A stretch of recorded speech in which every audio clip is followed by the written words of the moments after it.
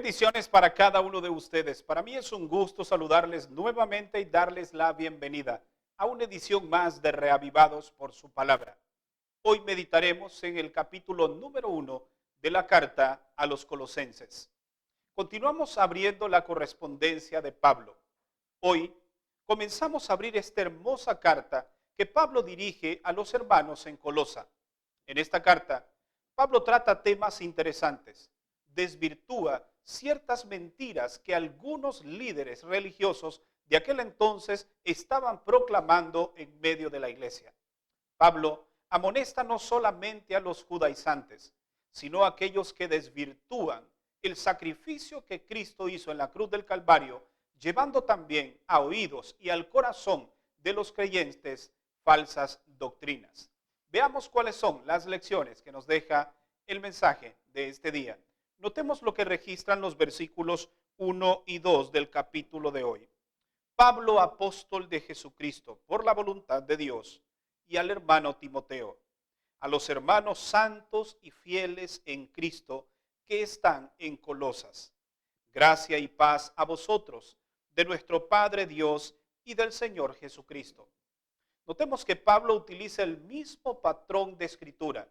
Primero saluda a los hermanos. Sin embargo, en esta ocasión, Pablo también agradece por ciertas cosas, características o actitudes que los hermanos están teniendo.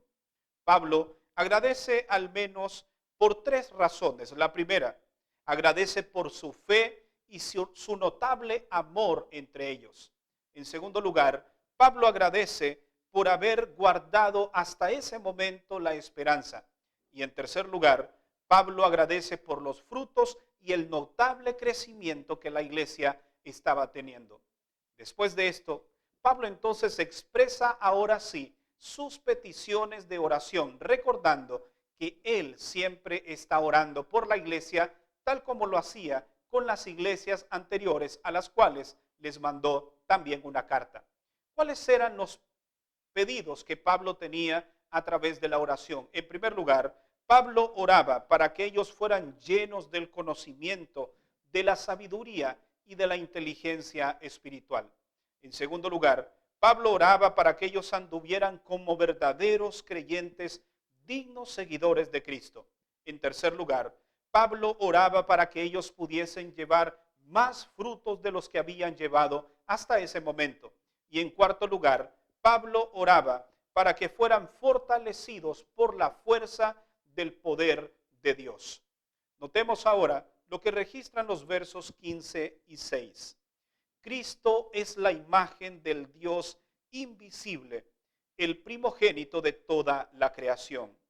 Por él fueron creadas todas las cosas, las que están en los cielos y las que están en la tierra, visibles e invisibles, sean tronos, dominios, principados o autoridades. Este texto es muy importante. Pablo cambia radicalmente de tema y ahora se dirige específicamente a Cristo. Y lo primero que él hace es decir, Él es la imagen del Dios invisible. Recordemos que en ese entonces habían líderes que estaban proclamando teorías que desvirtuaban quién era Cristo, cuál era su relación en el plan de salvación. Y muchos decían que Cristo, incluso hablando de la palabra primogénito, era un ser creado, que era un ser que Dios había en algún momento creado y que Jesucristo no era eterno.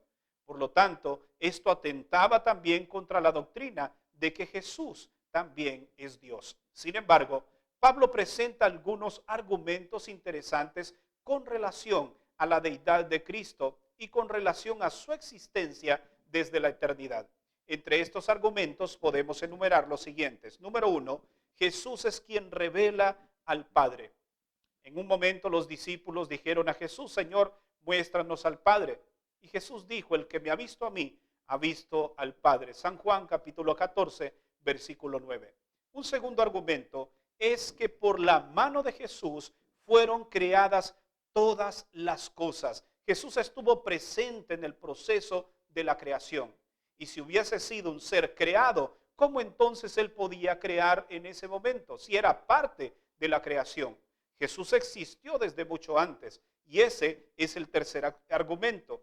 Jesús existe, según Pablo en esta carta, desde antes que fueran todas las cosas. Es decir, Jesús es eterno, al igual que el Padre. Otro argumento es que Jesús tiene el poder sobre la muerte, y por eso Pablo le llama el primogénito entre los muertos. Si recordamos, por ejemplo, Moisés, que fue el que murió, pero también resucitó y lo hizo primero que Jesús. Sin embargo, cuando hablamos de la palabra primogénito, se utiliza en un sentido figurado. Pero tanto Moisés como todos aquellos que pudieron experimentar la resurrección antes que él, entonces estos resucitaron por el poder que Jesús tiene sobre la muerte. Hablando de primogénito, significa de la preeminencia de Jesús. Habla acerca de la autoridad que Él tiene sobre todas las cosas. Él ha sido puesto por el Padre sobre todo lo que existe, tanto en el cielo como en la tierra. También otro argumento es que en Él habita toda la plenitud de la deidad. Pablo defiende a Jesús como Dios. Pablo defiende a Jesús como un ser eterno. Pablo defiende a Jesús como el Salvador de la humanidad, desvirtuando de esta manera las mentiras que muchos líderes en aquel entonces estaban proclamando, tratando de minimizar la existencia y el poder y la autoridad de Jesucristo.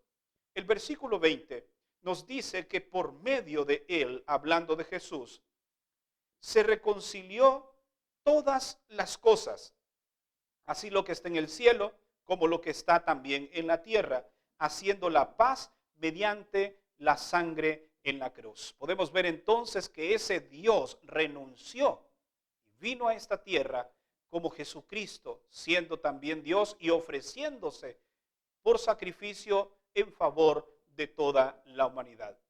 Para finalizar, quiero llamar tu atención a los siguientes versículos que ejemplifican o resumen el ministerio de Pablo. Notemos lo que registran los versos 21 al 23. En otro tiempo, debido a vuestras malas obras, vosotros erais extraños y enemigos en vuestra mente. Pero ahora, Cristo os ha reconciliado por su cuerpo de carne, por medio de la muerte, para presentaros santos, sin mancha e irreprensibles ante Él. Si permanecéis fundados, firmes en la fe, sin moveros de la esperanza del Evangelio, es este Evangelio del que habéis oído, que es predicado a toda criatura que está debajo del cielo, del cual yo, Pablo, fui hecho un ministro. Notemos que Pablo se le había asignado un tema especial, el Evangelio. El Evangelio son buenas noticias. Es hablando acerca de Jesús, dando su vida en rescate por toda la humanidad. Y dice Pablo, de este mensaje, ustedes deben mantenerse siempre firmes, reedificados en Cristo. Yo soy ministro de este mensaje. Al igual que tú y yo también hoy somos ministros para llevar estas palabras de esperanza a aquellos que hoy no la tienen. Recuerda, Jesús es Dios. Y Jesús renunció a todo y lo hizo por amor a ti. ¿Cómo no agradecerle? ¿Cómo no aceptarlo como nuestro Salvador? ¿Cómo no abrirle nuestro corazón y decirle, Jesús, entra en nuestras vidas? ¿Te gustaría hacerlo en este momento? Si es así, te invito a que inclines tu rostro. Vamos a orar. Padre nuestro que estás en los cielos, gracias. Gracias por Jesucristo. Gracias porque lo enviaste a esta tierra a rescatar lo que se había perdido. Gracias porque vino por cada uno de nosotros a morir. Aquella muerte que nosotros merecíamos, Él la experimentó, a fin de que hoy podamos disfrutar lo que Él merecía disfrutar. Gracias porque hoy nos das la oportunidad de darnos cuenta de la eternidad, de la divinidad y la preexistencia de Cristo aún desde la eternidad. Ayúdanos a atesorar esta verdad y a mantenernos siempre fundamentados en ella. Te lo pedimos en el nombre de Cristo Jesús. Amén. Gracias por habernos acompañado en la meditación de este día. Recuerda que mañana estaremos nuevamente aquí para una edición más de Reavivados por su palabra. Que Dios te bendiga.